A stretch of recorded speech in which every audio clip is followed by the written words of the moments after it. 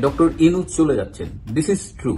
আমরা মোটামুটি সব সূত্র থেকে যেসব তথ্য পেয়েছি তাতে নিশ্চিত করে বলা যায় যে এই ইনুস সরকার চলে যাচ্ছে। আওয়ামী লীগ নাকি হোমিওপ্যাথিক ডোজ দিছে কেবল। আরে বাপু একটু ধৈর্য ধরো, হোমিওপ্যাথিক ডোজ দিছে কেবল, একটু ধৈর্য ধরো, হোমিওপ্যাথি একটু ধীরে ধীরেই কাজ করে, ধীরে ধীরেই কাজ করবে। আওয়ামী লীগ এবার আন্দোলন নিয়ে আসছে, আওয়ামী লীগ আন্দোলনের ঘোষণা দিয়েছে, তেমনটাই ব্রেকিং নিউজের মতো খবর জানিয়েছেন আওয়ামী লীগের একজন যুগ্ম সাধারণ সম্পাদক। বাংলাদেশের একটি টেলিভিশন চ্যানেলে অডিও সাক্ষাৎকারে তিনি এমন বিস্ফোরক ইনফরমেশন দিয়েছেন। শেখ হাসিনার চলে যাওয়াটা যেমন আপনার একটি অবিশ্বাস্যকর দৃশ্য ছিল, ঠিক তেমনি শেখ হাসিনার ফিরে আসাটাও কিন্তু অনেকটা অবিশ্বাস্য মনে হবে আপনার কাছে।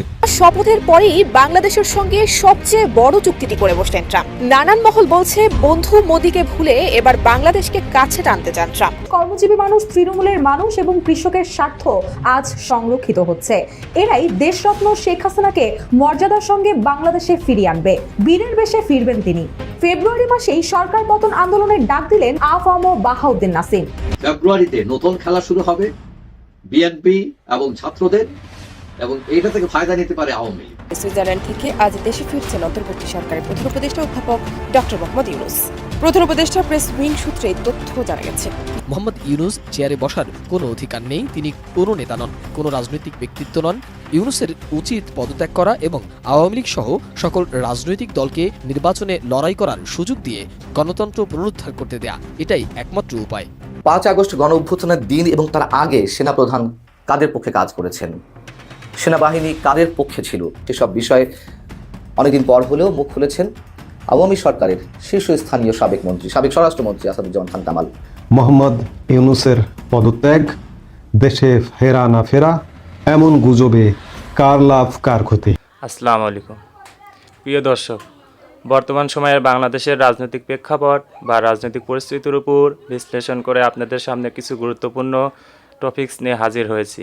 এমনকি আমি আশা করছি ভিডিও শুরুটা দেখেই বুঝতে পেরেছেন আজকের নিউজটি কতটা গুরুত্বপূর্ণ। তো প্রিয় দর্শক, যারা ভিডিওটি অন করেছেন তারা ভিডিওটি না টেনে সম্পূর্ণ মনোযোগ সহকারে দেখবেন, তাহলে ভিডিওর মূল রহস্য বা আসল ঘটনাগুলো জানতে বা বুঝতে পারবেন। তো প্রিয় দর্শক, আমি আর বেশি কথা বাড়াবো না, চলুন দেখে আসি আজকের সেই কাঙ্ক্ষিত ভিডিওগুলো। তবে তার আগে বলি, যারা এখনও চ্যানেলটি সাবস্ক্রাইব করেননি তারা চ্যানেলটি সাবস্ক্রাইব করে পাশে থেকে বেল আইকনটি বাজিয়ে দিবেন, আর যারা ইতিমধ্যে সাবস্ক্রাইব করে রেখেছেন তাদেরকে অসংখ্য ধন্যবাদ। তো চলুন দর্শক, আমরা একটা লাইক দিয়ে ধারাবাহিকভাবে সকল ভিডিও বিস্তারিত আলোচনা দেখে আসি। ডক্টর ইনুস চলে যাচ্ছেন, this is true.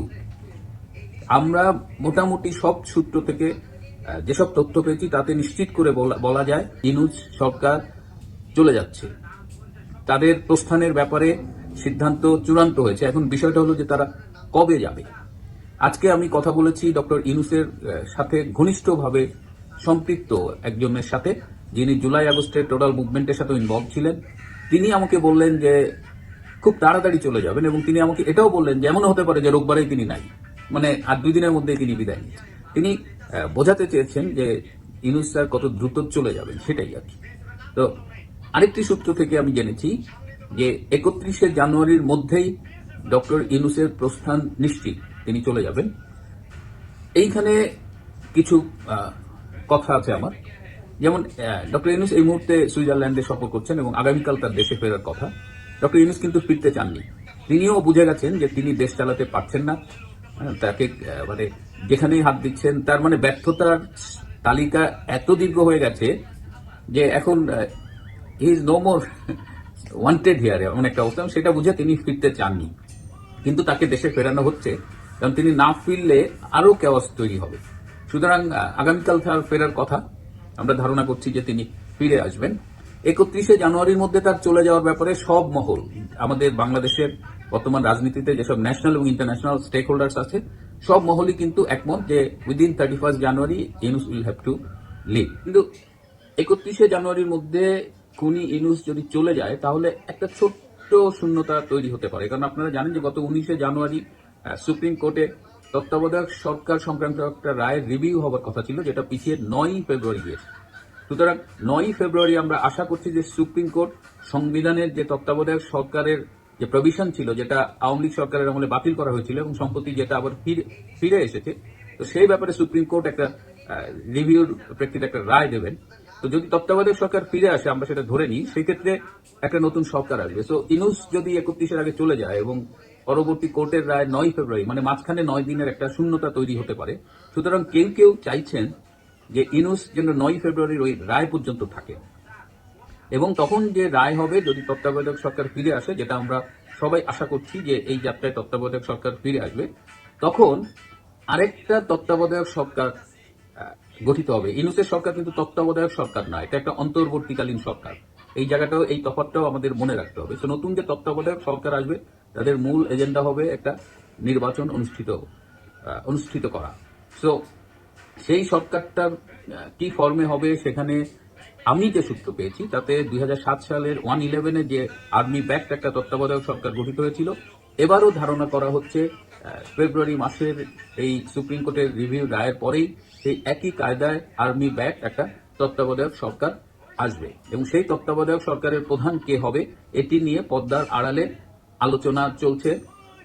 BNP, Awami League এবং অন্যান্য যারা স্টেক হোল্ডার আছে, যেসব রাজনৈতিক দল আছে, তারা সরকার প্রধান নিয়ে বিশেষ করে আলোচনা করছে, এবং কোনো অবসরপ্রাপ্ত প্রধান বিচারপতির ব্যাপারে আওয়ামী লীগ এবং বিএনপি ঐকমত্যে পৌঁছতে পারেনি। সুতরাং আমরা ধরেই নিচ্ছি যে তত্ত্বাবধায়ক সরকারের যিনি প্রধান হবেন তিনি এর বাইরের কেউ হবেন।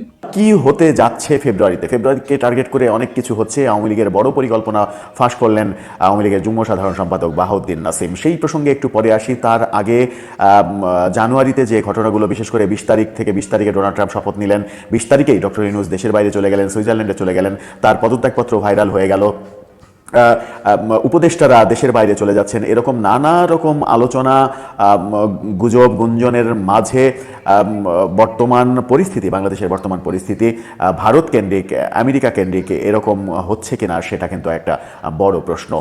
একজন ইউটিউবারকে সম্প্রতি বলতে দেখা গেল বিএনপি ভারতের সেনাবাহিনীর সঙ্গে আঁতাত করেছে, এমন কথা, এমন অভিযোগ করা হয়েছে, এবং বিএনপি আওয়ামী লীগকে সঙ্গে নিয়ে এগোতে চাচ্ছে। আওয়ামী লীগের বিরুদ্ধে বিএনপি না, বিএনপির সুর আওয়ামীপন্থী, এরকম অনেক সমালোচনার মাঝে আওয়ামী লীগ কী করতে চলেছে সেই তথ্য ফাঁস করলেন বাহাউদ্দিন নাসিম। তিনি বাংলাদেশের টেলিভিশন চ্যানেল জিটিভিকে একটা সাক্ষাৎকার দিয়েছেন, আজকেই একটা সাক্ষাৎকার দিয়েছেন। সেই সাক্ষাৎকারে তিনি বলেছেন, ফেব্রুয়ারিতে আওয়ামী লীগ সরকার পতনের আন্দোলন শুরু করছে। এই ফেব্রুয়ারিটা 2025-এর ফেব্রুয়ারি হবে, নাকি গত কয়েক বছর, 15-16 বছর বিএনপিকে যে ধরনের কথা বলতে শোনা গেছে, ঈদের পর থেকে তীব্র আন্দোলন শুরু হবে। এ কারণেই অনেক ট্রলও হয়েছে যে কোন ঈদ সেটা তো বলে না তারা, শুধু বলে ঈদের পর থেকে, ঈদ তো জীবনে বহু আসবে, এরকম ট্রল হতো বিএনপির ওই কথাকে। বাহাউদ্দিন নাসিমের সেই কথাও কি ট্রলের পর্যায়ে যাবে? ফেব্রুয়ারির ব্যাপারটা তিনি বলেছেন যে ফেব্রুয়ারিতে আন্দোলনে নামছে আওয়ামী লীগ, 14 দল সহ সমমনারা, এবং জনতাকে সাথে নিয়ে তারা আন্দোলন করবেন, সরকার পতনের আন্দোলন হবে, এবং ফেব্রুয়ারিতে হরতাল, অবরোধ সহ নানা ধরনের কর্মসূচি আসছে। 21শে ফেব্রুয়ারিকে কেন্দ্র করে তার আগে থেকেই হরতাল, অবরোধ, নানা কর্মসূচি দিয়ে বাংলাদেশের সিচুয়েশন গরম করার প্ল্যান করছে আওয়ামী লীগ। সেই ব্যাপারে 14 দল সহ সমমনাদের সঙ্গে তাদের আলাপ চলছে, এমনটাও জানিয়েছেন বাহাউদ্দিন নাসিম। আওয়ামী লীগ যখন দেশে প্রায় নিষ্ক্রিয়, তখন এই আন্দোলন সংগ্রাম কারা করবেন? আন্দোলন সংগ্রাম করতে হলে তো নেতাকর্মী প্রয়োজন, তারা কোথায় থেকে আসবে? এমন প্রশ্নের জবাবে বাহাউদ্দিন নাসিম বলেন, বর্তমান ইউনূস সরকার যেভাবে ব্যর্থ হয়েছে এবং যে পরিস্থিতি তৈরি করেছে, তাতে সাধারণ জনগণই আমাদেরকে সাপোর্ট দেবে, সাধারণ জনগণই মাঠে নেমে পড়বে এই সরকারের বিরুদ্ধে। সরকার বিরোধী তীব্র আন্দোলনের ঘোষণা বাহাউদ্দিন নাসিম যখন দিলেন, তখন আমেরিকাতে আমরা দেখলাম ডোনাল্ড ট্রাম্প প্রশাসনে ভারতীয় বংশোদ্ভূতদের একেবারে ছড়াছড়ি। আমেরিকার জাতীয় নিরাপত্তা উপদেষ্টা, এফবিআইয়ের প্রধান, স্বাস্থ্যমন্ত্রী, এমন গুরুত্বপূর্ণ জায়গায় ভারতীয় বংশোদ্ভূতদের দাঁড় করানো হয়েছে, দায়িত্ব দেওয়া হয়েছে। দেশের সবথেকে গুরুত্বপূর্ণ বেশ কয়েকটি জায়গায় ভারতীয় বংশোদ্ভূতরা, অন্তত 8 জন ভারতীয় বংশোদ্ভূত মন্ত্রী হয়েছেন। এমন তথ্য যখন আমেরিকা থেকে আসছে, তখন ভারতের সঙ্গে ডোনাল্ড ট্রাম্প প্রশাসনের সঙ্গে আমেরিকার সম্পর্ক আরও মধুর হবে, এরকম আলোচনা যখন হচ্ছে, তখন ভারত আমেরিকার কাছে বাংলাদেশ সম্পর্কে একেবারে স্পষ্টভাবে কথা বলেছে। ভারতের পররাষ্ট্রমন্ত্রী এস জয়শঙ্কর তিনি তো জানিয়ে দিয়েছেন গতকাল যে আমেরিকার কাছে বাংলাদেশ বিষয়ে তারা তথ্য উপাত্ত উপস্থাপন করেছেন। আর বাংলাদেশ বিষয়ে তথ্য উপাত্ত উপস্থাপন করা মানেই সেখানে শেখ হাসিনা ইস্যু আসবে, ডক্টর মোহাম্মদ ইউনূস ইস্যু আসবে। এরকম পরিস্থিতি যখন হচ্ছে, তখন আওয়ামী লীগ কর্মসূচি ঘোষণা যখন করছেন তখন দেশে সেনা শাসনের গুঞ্জন চলছে। উপদেষ্টা নাহিদ ইসলাম তিনি বলেছেন আমরা কোনো প্রকারের সেনা শাসন বা জরুরি অবস্থা মেনে নেব না। অর্থাৎ তিনি যখন এই কথা বলছেন তখন সেনা শাসনের সম্ভাবনা যে তীব্র হচ্ছে সেটা কিন্তু স্পষ্ট বলে দেয়া যায়। অন্যদিকে মির্জা ফখরুল তিনি মন্তব্য করেছেন ছাত্রদের প্রতিনিধি সরকারে রেখে দল যদি নির্বাচন করে তাহলে বিএনপি মানবে না। অর্থাৎ সরকারে ছাত্র প্রতিনিধিরা রয়েছে, ছাত্ররা দল করে তারা সরকারে থেকে যদি নির্বাচন করতে চায় তাহলে বিএনপি মানবে না। সব মিলিয়ে সরকার একটা টালমাটাল অবস্থায় যখন রয়েছে তখন আওয়ামী লীগ তাদের কর্মসূচি ঘোষণা করলো ফেব্রুয়ারিতে কি শীতের পড়ন্ত সময়ে মাঠ উত্তপ্ত হয়ে যাবে, রাজনীতির মাঠ অন্যরকম আবহে চলে আসবে? আওয়ামী লীগ নাকি হোমিওপ্যাথিক ডোজ দিচ্ছে কেবল। হোমিওপ্যাথিক ডোজ কি দেখেন, হোমিওপ্যাথিক কিন্তু অ্যালোপ্যাথির মতো না যে খাওয়ার সঙ্গে সঙ্গে কাজ করবে, কিন্তু হোমিওপ্যাথি হলো ধীর গতিতে কাজ করে। আপনি যে রোগের জন্য খাইবেন ওই রোগ মানে উৎপত্তি কোণ থেকে শুরু হলো ওই রোগটা আপনার সেই জায়গা থেকে কাজ করা শুরু করবে এবং সময় একটু বেশি লাগবে কিন্তু কাজ সম্পূর্ণ করবো। ভালো Germany, originally Germany homeopathic dose নাকি দিচ্ছে। দেখেন ভারতের পররাষ্ট্রমন্ত্রী এস জয়শঙ্কর ডোনাল্ড ট্রাম্পের যে শপথ অনুষ্ঠানে গিয়ে মিটিং করলেন এবং সাংবাদিকরা পরবর্তীতে যখন এস জয়শঙ্করকে জিজ্ঞেস যে বাংলাদেশের সংখ্যালঘু নির্যাতন বিষয়ে কোনো আলোচনা হয়েছে কিনা, তিনি কিন্তু দেখেন প্রশ্নটা কি, প্রশ্ন করলো যে সংখ্যালঘু নির্যাতন বিষয়ে কোনো আলোচনা হয়েছে কিনা, আর উত্তরে এস জয়শঙ্কর বলল যে বাংলাদেশ ইস্যুতে আলোচনা হয়েছে কিন্তু সেই আলোচনার বিষয়াদি এখানে বলা আমি সমীচীন মনে করতেছি না। মানে পুরোপুরি বাংলাদেশ বিষয় আলোচনা হয়েছে, এটা একটা দেখেন। আর বর্তমানে বাংলাদেশের পরিস্থিতিটা দেখেন তো একটু। বাংলাদেশের গার্মেন্টস প্রতিষ্ঠান মানে ক্রমাগত বন্ধ হইতেছে। বেক্সিমকো কোম্পানির 16টা প্রতিষ্ঠানে প্রায় 42,000 কর্মী ছিল, সেখানে সেই কর্মীর মানে আপনার ভ্যাকসিন করতে হয় যে সালমান এফ রহমানের ব্যাংক হিসাব তো জব্দ করছে, মানে বন্ধ লেনদেন বন্ধ, তার কারণে বন্ধের পথে তারা দাবি জানাইছে যে ব্যাংকের যে লেনদেনটা এটা যেন অতি দ্রুত সচল করে দেওয়া হয়, না হলে পরে এর সাথে আরও অনেকেই জড়িত। আপনি ধরেন একটা প্রতিষ্ঠানের যদি 42,000 কর্মী থাকে, ওই প্রতিষ্ঠানগুলোর সামনের দোকানগুলো, অটোরিক্সা চালকগুলো, মানে সব কিছু মিলে তারপরে কাঁচামাল, দেখেন কতগুলো ফ্যামিলি জড়িত। তারা বলতেছে 8-10 লাখ লোক জড়িত। অতএব এই প্রতিষ্ঠানগুলো যাতে বন্ধ না হয় সেদিকে সরকারের নজর দেওয়া উচিত। আর অন্যদিকে বাংলাদেশের রাজনৈতিক প্ল্যাটফর্মে দেখেন কি পরিস্থিতি। বিএনপি আর সরকারের সাথে তো কাঠে ঘুরালি লেগে গেছে। হ্যাঁ, ছাত্ররা মনে হয় যে ঐক্যবদ্ধভাবে তারা আলোচনা করে এখন বিএনপির সাথে নামছে যে মির্জা ফখরুল, বিএনপির মহাসচিব মির্জা ফখরুল ইসলাম আলমগীর কী কথা বললো, মানে তিলকে তাল পয়দা করতেছে। সে উচিত কথা সত্য কথা বলছে সেটাও বলতে দিব না, মানে কী এক অবস্থা। অন্যদিকে দেখেন ছাত্ররা বৈষম্য বিরোধী ছাত্র আন্দোলনের ভিতরে 2 গ্রুপ মারামারি গুতাগুতি নাক ফাটাফাটি আমি ভিডিও দিচ্ছি। এই যে মানে সব কিছু দেখে কিন্তু ওরকমই মনে হইতেছে যে হোমিওপ্যাথিক ডোজ তো ওরকম হলো না। আর একটা বিষয় আমি তাজ্জব হয়েছি, দেখেন আওয়ামী লীগের ফেসবুকে আওয়ামী লীগের সমর্থক বা এটিম নামে একটা পেজ, তারা একটা ডাকছিল, মানে হরতাল ডাকছিল। কিসের হরতাল? যে এই দ্রব্যমূল্যের ঊর্ধ্বগতি এই বিষয়ে যে এগুলোর দাম কমাতে হবে। হরতাল পালন হয়েছে আপনার পাবনা, তারপর বগুড়া, গাইবান্ধা, দেখতে হালকা পাতলা পালন হয়েছে, কিন্তু এটাও কার্যকর হয়ে গেছে। দাম কিন্তু কমাইছে, মোবাইলের কর মানে রেট কমাইছে, সব কিছু কিন্তু কমের দিকে। এই যে হোমিওপ্যাথিক ডোজ, আমি তার কথা ইমান আলী কথাটা আমি শুনে মনে হলো যে না কথা কিন্তু সুন্দরভাবে বুঝাইলো যে আরে বাপু একটু ধৈর্য ধরো, হোমিওপ্যাথিক ডোজ দিছে কেবল, একটু ধৈর্য ধরো, হোমিওপ্যাথি একটু ধীরে ধীরেই কাজ করবো, সময় লাগবে কিন্তু কাজ করবোই। বাংলাদেশের রাজনীতি আসলে মনে করেন যে একটা হজবরল অবস্থার মধ্যে, মানে এই সরকার চাইতেছে, দেখেন একজনকে সরাইছে, আমি তো বলছি যে গাছ কাটা হয়েছে কিন্তু আগাছা অনেক পড়ে আছে। আগাছা কাদেরকে বুঝাইছে? মানে ইসলামিক দলগুলো, জামাতে ইসলাম এবং এই যে চরমনায় কিন্তু মিল হলো, তারা মিল হলো। বিএনপির এক নেতা তো বলেই ফেললো যে বাংলাদেশের মুক্তিযুদ্ধ বিরোধী এবং ফ্যাসিবাদের দোসর একত্রিত হয়ে গণতন্ত্র ফিরে আসবো না, কাঠে ঘুরালে লেগে পড়ছে। এবং বর্তমানে গতকাল রাতে বিকাল থেকে এই সরকারের সাথেও লেগে পড়ছে বিএনপি। তাহলে পরে যদি বিএনপিকেও তারা মানে আওয়ামী লীগের মতো অবস্থা করে তাহলে কিন্তু -2 ফর্মুলা শেষ। মাঠ ফাঁকা, গোল যত যেভাবে যা দিতে পারে দিও, কিন্তু ওই যে হোমিওপ্যাথিক ডোজ বলতে হইতেছে না। নিজেদের মধ্যে যে মারামারি শুরু হয়ে গেছে, 30 জন আহত, এলে হজবরল জগা খিচুড়ি, দেখা যাক কত দূর কি হয়, আসলেই হোমিওপ্যাথিক ডোজ কাজ করতেছে কিনা। মোহাম্মদ ইউনূসের পদত্যাগ, দেশে ফেরা না ফেরা, এমন গুজবে কার লাভ কার ক্ষতি, এই প্রসঙ্গটি নিয়ে কথা বলবো। আপনারা জানেন যে বাংলাদেশের প্রধান উপদেষ্টা মোহাম্মদ ইউনূস, তিনি ডোনাল্ড ট্রাম্প যেদিন শপথ নিলেন 20 জানুয়ারি সোমবার মধ্যরাত, দিবাগত রাত 1টায়, তখন 21 জানুয়ারি পড়ে গেছে, শাহজালাল বিমানবন্দর ত্যাগ করেন সুইজারল্যান্ডের উদ্দেশ্যে। সুইজারল্যান্ডের দাভোসে ওয়ার্ল্ড ইকোনমিক ফোরামের বৈঠকে যোগদান করতে অন্তর্বর্তীকালীন সরকারের প্রধান উপদেষ্টা মোহাম্মদ ইউনূস সুইজারল্যান্ড গেছেন। সেই সুইজারল্যান্ড যাবার আগ থেকেই একটা গুজব ছড়ানো হচ্ছে যে মোহাম্মদ ইউনূস দেশে ফিরবেন না, কিংবা তিনি চলে যাবার 2 দিন পর থেকে একটি ভুয়া পদত্যাগপত্র ছড়ানো হচ্ছে যে মোহাম্মদ ইউনূস পদত্যাগ করেছেন। এটা ফটো কার্ড সোশ্যাল মিডিয়ায় ছড়ানো হয়েছে, যে ফটো কার্ডটি ঠিক সাবেক প্রধানমন্ত্রী শেখ হাসিনার পদত্যাগপত্র বলে প্রচার চালানো হয়েছিল। শেখ হাসিনা যখন বলেছিলেন যে আমি তো পদত্যাগ করিনি, আমি পদত্যাগপত্র দিয়ে আসার সময় পাইনি, ঠিক তারপরের মুহূর্তে গুজবকারীরা একটি পদত্যাগপত্র বানিয়ে ফটো কার্ড বানিয়ে প্রচার করেছিল। সেটিরই সংশোধন করে এডিট করে নিচের স্বাক্ষরে মোহাম্মদ ইউনূসের নামটি লিখে স্বাক্ষরটি কপি পেস্ট করে পদত্যাগপত্র প্রচার করছেন। এবং শুধু তাই নয়, একটি ভিডিও প্রচার করা হচ্ছে যে আমি যদি দেশে ফিরতে না ফেরি আপনারা ক্ষমা সুন্দর দৃষ্টিতে দেখবেন। এটিও এডিটেড। আমার দেশের মানুষ সহজ সরল মানুষকে ধোঁকা দেওয়ার জন্য আসলে একটা শ্রেণী রেডি থাকে। সেটি আমি রাজনীতি বলবো। আজকে এই গুজবগুলো কে ছড়াচ্ছে, কারা ছড়াচ্ছে?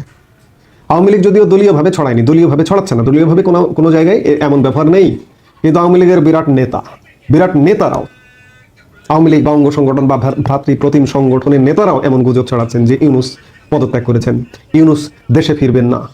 এই গুজবে আসলে কার লাভ হচ্ছে? আমরা তো গুজবের রাজনীতিতে আজকে নতুন নয়, দীর্ঘদিন ধরেই বসবাস করেছি। অতীতে গুজবের রাজনীতি করেছে আওয়ামী লীগ, ক্ষমতায় ছিল, আওয়ামী লীগের বাইরে যে শক্তিটা, পুরো শক্তি তারা। আজকে আওয়ামী লীগ যারা করেছেন বা করেন, আওয়ামী লীগের নেতা কর্মী, তারা গুজব ছড়াচ্ছেন। এই গুজব ছড়িয়ে কিন্তু আওয়ামী লীগের ক্ষতি হচ্ছে। যখন দেশের মানুষ, সবাই তো আওয়ামী লীগ করে না, দেশের মানুষ যখন দেখছে যে ভাবছে এই ঘটনাটি সত্য নয়, ঘটনাটি গুজব, তখন কিন্তু মানুষ হতাশ হচ্ছে। এমনিতেই আওয়ামী লীগ বিগত 6 মাস যেহেতু আওয়ামী লীগের অস্তিত্ব নেই, এটি অস্তিত্ব না থাকবার নানা কারণ আছে, সঙ্গত কারণেই নেই। যেভাবে দমন পীড়ন হত্যা নির্যাতন চলছে, কে আসবে সামনে? গর্ত থেকে বেরিয়ে কে সামনে আসবে? কেউ আসবে না। সেই জায়গায় আওয়ামী লীগ অনুপস্থিত থাকাটা খুব স্বাভাবিক, সরাসরি। কিন্তু একটি আশ্চর্যের বিষয়, আজকে আমরা অনলাইন যুগে বসবাস করছি। অনলাইনে অন্ততপক্ষে অপরিচ্ছন্নরা বাদ, তারা যেন না আসে, অনলাইনেও যেন না আসে, কিন্তু পরিচ্ছন্ন মানুষ তো বহু আছে আওয়ামী লীগে, তারা অন্ততপক্ষে অনলাইনে আসতে পারে। আমি বলে রাখি, 2-1জন অপরিচ্ছন্নকে এখনো অনলাইনে দেখা যাচ্ছে। তারা সাথে আওয়ামী লীগের কিন্তু সেই গ্রহণযোগ্যতাটা বা তাদের গ্রহণযোগ্যতাটা কিন্তু সারা দেশের নেতা কর্মীর মধ্যে নেই। কাজেই এখনো বলবো যে আওয়ামী লীগের যারা অপরিচ্ছন্ন আছে, সেন্ট্রালি একদম নিষেধাজ্ঞা, যে দলীয়ভাবে দলীয় বিষয়ে কোনো কথা বলা একদম নিষেধ। সেই জায়গায় যারা গুজব ছড়াচ্ছেন তারা একবার চিন্তা করুন যে গুজবগুলো ছড়ানো ঠিক না। এটি সত্য কথা যে মোহাম্মদ ইউনূসের সরকার চরম বিতর্কিত সরকার, চরম ব্যর্থ সরকার, যে কোনো মুহূর্তে পদত্যাগ করবার একটি প্রেক্ষাপট রচিত হতে পারে যে কোনো সময়। কারণ মোহাম্মদ ইউনূসের সরকার দিয়ে নির্বাচন হবে না, মোহাম্মদ ইউনূসের সরকার দিয়ে দেশ পরিচালিত হচ্ছে না। আমরা বলছি মোহাম্মদ ইউনূসের সরকার আছে, কিন্তু কার্যত এই মুহূর্তে বাংলাদেশে কোনো সরকার নেই। যে কোনো মুহূর্তে পদত্যাগ ঘটতে পারে, কিন্তু এভাবে নয়। বিদেশে চলে যাবেন, বিদেশ থেকে পদত্যাগপত্র পাঠাবেন, কিংবা একটা ভিডিও বার্তা দেবেন, এটা হতে পারে। প্রিয় দর্শক, ভিডিওটি কেমন হয়েছে? ভিডিও সম্পর্কিত কোনো তথ্য বা মতামত থাকলে কমেন্টে জানিয়ে যাবেন। আজকের মতো নিউজটি এখানে শেষ করছি। ফিরে আসছি পরবর্তীতে অন্য কোনো নতুন টপিকস নিয়ে। সে পর্যন্ত ভালো থাকবেন। আল্লাহ হাফেজ।